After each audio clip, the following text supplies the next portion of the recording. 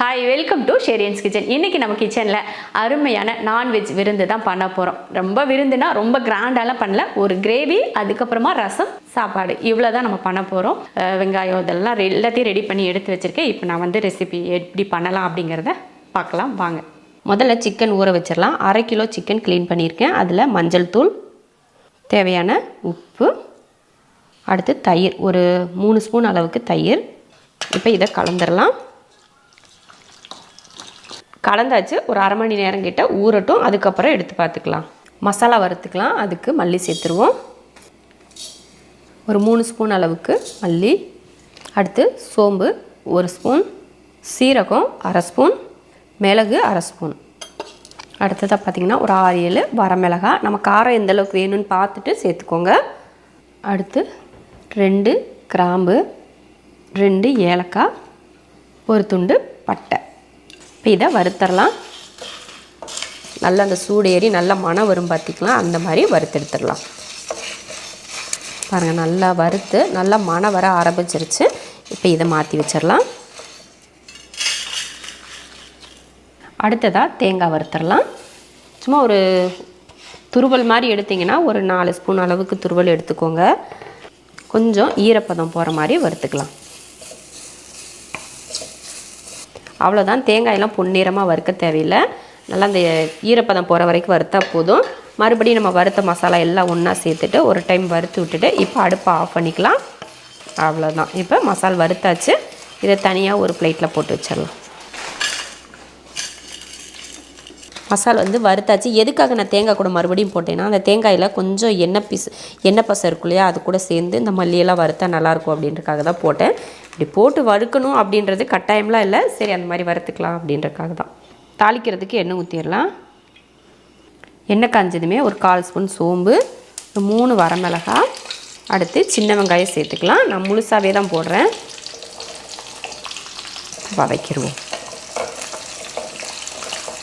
கொஞ்சமும் கருவேப்பிலை சேர்த்துடலாம். சேர்த்துட்டு இதை வதக்கிடுவோம்.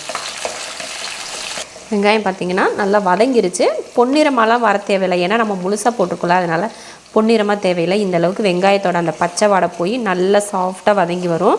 அந்த டைமில் பார்த்திங்கன்னா நம்ம 1 ஸ்பூன் அளவுக்கு இஞ்சி பூண்டு பேஸ்ட்டு சேர்த்துடலாம். சேர்த்துட்டு வதக்கிடுவோம். இஞ்சி பூண்டு பேஸ்ட்டு போட்டு இந்த மாதிரி பச்சை வாடை போகிற வரைக்கும் நல்லா வதக்கிட்டு ஒரு தக்காளி சேர்த்துடலாம். இதே வதக்கிடுவோம். இந்த மாதிரி நல்லா தக்காளியெல்லாம் நல்லா மசிய தேவையில்லை. நம்ம சிக்கன் போட்டு வதக்கிறப்ப அதை சேர்த்துக்கலாம். இப்போ வந்து சிக்கன் சேர்த்துடலாம். நம்ம ஊற வச்சுருந்தோடையா அந்த சிக்கனை சேர்த்துடலாம். நம்ம சிக்கனில் உப்பு போட்டு தான் ஊற வச்சுருந்தோம், அதனால் இப்போ உப்பு போட தேவையில்லை. இப்போ சும்மா வதக்கிக்கலாம். அந்த சிக்கன் வதங்கி கொஞ்சம் எண்ணெய் வரட்டும். அதுக்குள்ளேயும் நம்ம போய் மசாலா அரைச்சிட்டு வந்துடலாம். சிக்கன் வதங்குறதுக்குள்ளே நம்ம மசாலா அரைச்சிட்டு வந்துடலாம். மசாலாவை நான் இது போல் பவுட்ரு பண்ணி தான் வச்சுருக்கேன். உங்களுக்கு இதில் தண்ணி ஊற்றி அரைக்கணும்னா கூட நீங்கள் அரைச்சிக்கலாம். நான் வந்து நல்லா பவுட்ரு பண்ணியிருக்கேன், அதனால் தண்ணி ஊற்றலை. ரசத்துக்கு தட்டிக்கலாம். 1/2 ஸ்பூன் அளவுக்கு மிளகு, 1/4 ஸ்பூன் சீரகம், அடுத்து ஒரு 6-7 பூண்டுப்பல். இப்போ தட்டி எடுத்துருவோம். ரசத்துக்கு தட்டி எடுத்தாச்சு. மசாலா ரசம் எல்லாத்துக்கும் தட்டி அரைச்சி எடுத்து வச்சுருக்கோம். இப்போ சிக்கன் எந்த அளவுக்கு வெந்திருக்குன்னு பார்த்துட்டு நம்ம மற்றதெல்லாம் ரெடி பண்ணலாம். சிக்கன் பார்த்திங்கன்னா நல்லா வற்றி எண்ணெய் பிரிஞ்சு வர ஆரம்பிச்சிருக்கு பாருங்கள். அவ்வளோதான். இந்த அளவுக்கு வந்தால் போதும். நம்ம அரைச்சி வச்சுருக்கோம் இல்லையா மசாலா, அதை சேர்த்துக்கலாம். நான் பவுட்ரு பண்ணி வச்சுருக்கிறதுனால அப்படியே சேர்த்துக்கிட்டேன். அடுத்து ஒரு 1/2 ஸ்பூன் அளவுக்கு மிளகாத்தூள் சேர்த்துருவோம். கொஞ்சம் காரம் எக்ஸ்ட்ரா இருந்தால் நல்லாயிருக்கும் இல்லையா, அதுக்காக தான். சேர்த்துட்டு இப்போ கலந்துருவோம்.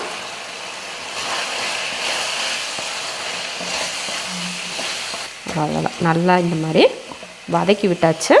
இந்த டைமில் நம்ம தண்ணி சேர்த்துக்கலாம். உங்களுக்கு குழம்பு எந்த அளவுக்கு வேணும் அப்படின்னு பார்த்துட்டு தண்ணி சேர்த்துக்கோங்க. நமக்கு வெந்து வற்றி இந்த அளவுக்கு நம்ம எப்படி கறிக்கு முங்குற அளவுக்கு இருக்குது பார்த்திங்களா, அந்த அளவுக்கு வந்தால் நல்லாயிருக்கும். அதனால் இன்னும் கொஞ்சம் எக்ஸ்ட்ரா தண்ணி சேர்த்துக்கிறோம்.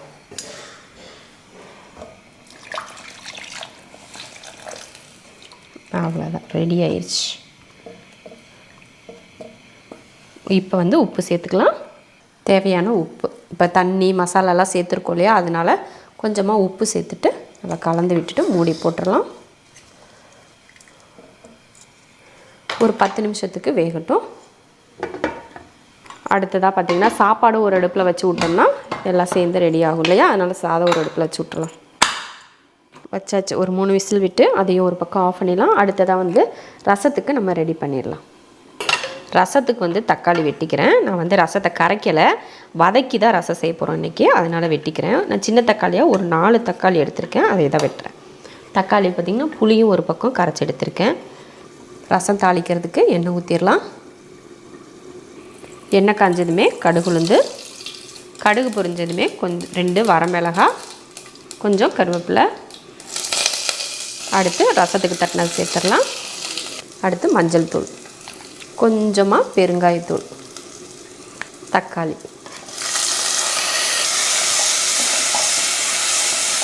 ரசத்துக்கு தக்காளி கொஞ்சம் வதங்கட்டும். அதுக்குள்ளேயும் சிக்கனில் இன்னும் ஒரு வேலை செய்ய வேண்டியிருக்கு.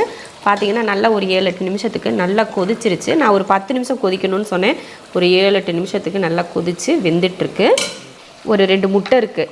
முட்டையில் ஒரு 2 முட்டை வேக வச்ச முட்டை இருக்குது. அதை வந்து இந்த குழம்புல சேர்த்துக்கலாம். நம்ம அந்த சிக்கன் குழம்பு கூடயே சேர்த்துட்டோம். மீதி ஆயிடுச்சு அப்படின்னு சொல்லிட்டு நம்ம ஆறி போச்சுன்னா சாப்பிடவே முடியாது. அதனால் இதில் போட்டு வச்சிட்டோம்னா அது வாட்டுக்கு இருக்கும். ஒரு 2 நிமிஷம் வேகட்டும். இந்த முட்டையும் அந்த மசாலா கொஞ்சம் பிடிச்சிரும். இப்போ ரசத்தில் பாருங்கள் தக்காளியும் நல்லா வதங்கிடுச்சு பார்த்திங்களா. அப்போ இந்த டைமில் நம்ம ரசத்துக்கு கரைச்சி வச்சுருக்க புளியை இதில் சேர்த்துடலாம். தேவையான உப்பு, அடுத்து உப்பு புளி எப்படி இருக்குன்னு பார்த்துட்டு தண்ணியும் சேர்த்துடலாம். அடுத்து மல்லித்தழை நல்லா நுரக்கட்டி பொங்கி வரட்டும், அதுக்கப்புறமா எடுத்துக்கலாம். சூப்பரான ஒரு செட்டிநாடு சிக்கன் குழம்பு ரெடி ஆயிடுச்சு பாருங்கள். நல்லா ஒரு பக்குவத்துக்கு வந்துருச்சு. அடுப்பு ஆஃப் பண்ணுறதுக்கு முன்னாடி கொஞ்சமாக மல்லித்தழை, கொஞ்சமாக கருவேப்பிலை தூவிட்டு ஒரு கிளறு. அவ்வளோதான், சூப்பர். இப்போ அடுப்பு ஆஃப் பண்ணிடலாம். சிக்கன் கறி ரெடி. ரசம் வந்து கொதிக்க ஆரம்பிச்சிருச்சு லைட்டாக. இப்போ அடுப்பு ஆஃப் பண்ணிடுவோம். அருமையான ரசமும் ரெடி. சூப்பராக பார்த்திங்கன்னா ரசமும் ரெடி. இப்போ சாப்பாடையும் பார்த்திங்கன்னா விசில் வந்துருச்சு, ஆஃப் பண்ணியாச்சு. எல்லாமே ரெடி. இப்போ நம்ம ஸ்டீம் இறங்கினதுக்கப்புறமா பரிமாறிக்கலாம். ரசம் வந்து ஒரு கிண்ணத்தில் ஊற்றிக்கும். அப்போ தான் நம்ம கிரேவி பெசஞ்சு சாப்பிட்டு கடைசியாக இதை ஊற்றி சாப்பிட்றதோ குடிக்கிறதோ ஏதோ ஒன்று பண்ணிக்கலாம். முட்டை பாருங்கள், முட்டை குழம்பு மாதிரி முட்டை போட்டு வச்சுருக்கேன். சூப்பரான ஒரு சிக்கன் கறி நல்லா இருக்குது பாருங்கள். பார்க்குறதுக்கு நல்லா கலர்ஃபுல்லாக அருமையாக இருக்குது.